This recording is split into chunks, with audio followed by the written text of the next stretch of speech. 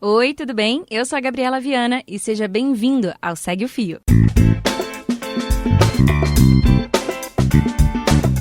Esse é o programa do Midcast, onde são materializadas em podcast as populares threads do Twitter, em episódios de até 8 minutos. Se você não sabe do que eu tô falando, thread é uma sequência de vários tweets abordando um tema específico, onde apenas 280 caracteres não seriam suficientes. Nesse formato, sempre haverá uma pessoa narrando, que pode ser algum convidado, algum integrante do Midcast ou a própria pessoa criadora do fio. Vale lembrar que o conteúdo a ser reproduzido aqui possui autorização prévia do autor ou da autora. Hoje, a gente vai conferir a thread do Everton Carlos, o @o_Everton. Ela foi publicada no dia 11 de janeiro de 2020 e conta a história do cientista que inspirou Darwin, Thomas Jefferson e a independência das Américas. Vem comigo e segue o fio.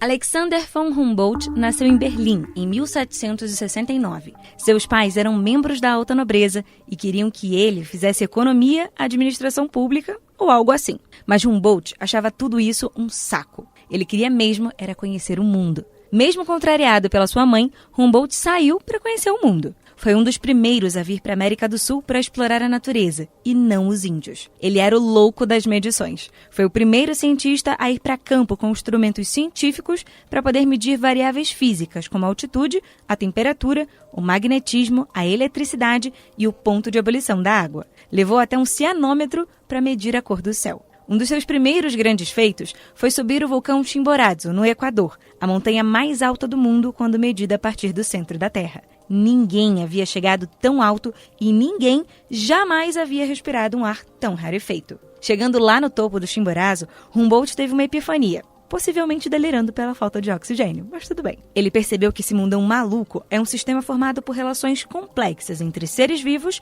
e ambiente, com conexões por toda a parte. Nada, nem mesmo o mais diminuto organismo, poderia ser visto de forma independente ou separada. Tudo está interligado. Vendo a natureza como uma teia, Humboldt logo percebeu a sua vulnerabilidade. Na Venezuela, ele reconheceu os efeitos nocivos das plantações coloniais sobre os ecossistemas naturais. O desmatamento havia deixado o ambiente seco e aumentado o deslizamento de terra. Ele também foi o primeiro a reconhecer a importância de florestas. Elas resfriam o ambiente, aumentam a umidade, retêm água e protegem contra a erosão. Além disso, ele alertou que os humanos estavam interferindo no clima e que isso poderia ter um impacto imprevisível sobre as futuras gerações. Humboldt também foi o primeiro a associar o colonialismo à devastação do meio ambiente. Também condenava a escravidão, que chamava de o maior dos males. Nenhuma raça está acima da outra, porque todas são igualmente criadas para a liberdade, dizia ele. As ideias de Humboldt inspiraram personalidades na ciência, na política e até nas artes. Um exemplo? Haeckel, que se inspirou na ideia dele de que seres vivos e ambiente estão interligados para inventar a palavra ecologia. A ideia de Humboldt de que a natureza era em si mesma um domínio da liberdade também inspirou Thomas Jefferson, principal autor da Declaração de Independência dos Estados Unidos. Jefferson se referia a ele como um dos mais excelentes ornamentos da nossa época. Essa ideia de liberdade também inspirou Simão Bolívar, um dos libertadores da América, que inclusive utilizou vários mapas de Humboldt para levar vantagem em confrontos contra os colonizadores espanhóis. Bolívar se referia a ele como o verdadeiro descobridor da América. Dentre os naturalistas inspirados por Humboldt, o mais famoso é Darwin. Os trabalhos de Humboldt não só motivaram Darwin a fazer uma expedição para explorar a natureza da América do Sul, como também deram orientações sobre como e o que observar e também como escrever sobre isso. Se não fosse Humboldt, Darwin jamais teria concebido a ideia sobre seleção natural. Depois de explorar uma selva brasileira e ficar maravilhado com tamanha beleza, Darwin escreveu o seguinte: "Antigamente, eu admirava Humboldt. Agora, eu quase o venero." Com toda essa fama, o Humboldt causou uma crise de ciúmes em nada mais, nada menos que Napoleão Bonaparte. No primeiro encontro entre os dois, Napoleão disse o seguinte: "Então você tem interesse em plantas. Eu sei como é. A minha esposa também tem." O ciúminho de Napoleão atingiu tal nível que ele chegou a acusar o Humboldt de ser um espião, principalmente por causa das críticas dele ao colonialismo. O alemão chegou a ser proibido de entrar no Brasil por causa dessa acusação. Até hoje, o trabalho e as ideias de Humboldt têm influência na ciência que fazemos. E algumas ideias são bem loucas, aliás.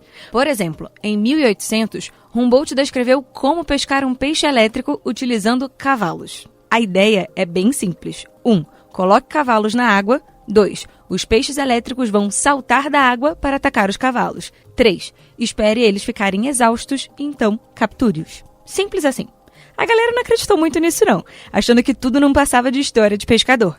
Mas em 2016, foi publicado um artigo para testar se era mesmo possível pescar um peixe elétrico com cavalos. E a resposta é sim, é possível. Um artigo publicado recentemente analisou a vegetação do Chimborazo descrita por Humboldt em 1800 e a vegetação atual. A geleira na montanha retrocedeu 450 metros, enquanto as plantas migraram uns 500 metros em direção ao topo. As alterações climáticas já são uma realidade. Humboldt era um visionário, um pensador muito à frente do seu tempo. Foi o primeiro a reconhecer a nossa íntima relação com a natureza. Lembrar do amor dele pela ciência e pela natureza pode ser muito importante na nossa luta contra as crises ambientais que estão por vir.